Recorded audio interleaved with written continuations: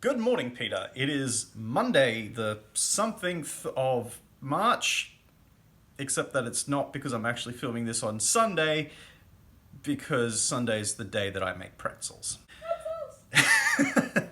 So the first thing you need to do when making homemade soft pretzels is to activate your yeast. 1.5 cups of warm water, add 1 tablespoon of salt, and when you run out of actual salt, finish with a grinder.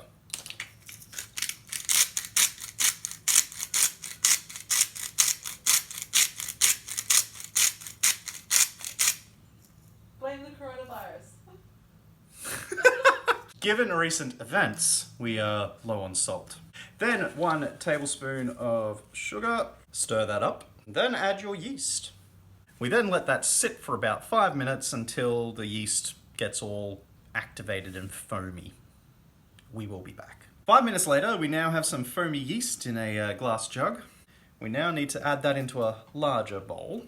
To our yeasty concoction, we now need to add 4 cups of flour and 2 tablespoons of oil.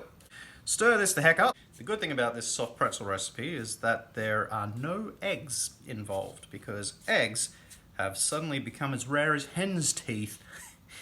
We're now going to put this into a KitchenAid mixy thing that I have over there with a dough hook. All right, we then put this in and give it a bit of a bash. So this is our dough. We now need to add just a little bit of oil to the bowl, and we leave the dough in there covered up for an hour. Now that the dough is done rising, we need to boil some water on the stove with bicarb soda in it. And while the water's boiling, we're going to roll out our pretzels. So basically what happens here is my phone case covers up the forward-facing microphone, so all the audio from this point onwards is basically unusable. Water's now boiling, the extractor fan is also on, but that's mainly just to provide a bit more light. So what we do is we put the pretzel in and we say, "Okay Google, set timer for 1 hour." Wait, nope, stop, cancel. Alright, a 1 hour timer called No Stop Cancel. Starting now. Okay Google, cancel timer. From this point forwards, you're just boiling the pretzels for 1 minute on each side in the water and bicarb mix. This builds up a bit of a coating on the outside that gets nice and crispy in the oven, while the inside of the pretzels stays nice and soft. Next is to brush them over with a little bit of melted butter and a sprinkling of salt on top of that. You want a little bit of larger crystals in your salt to give it a bit of crunch and noticeable flavour, but not too much, otherwise, they are too salty.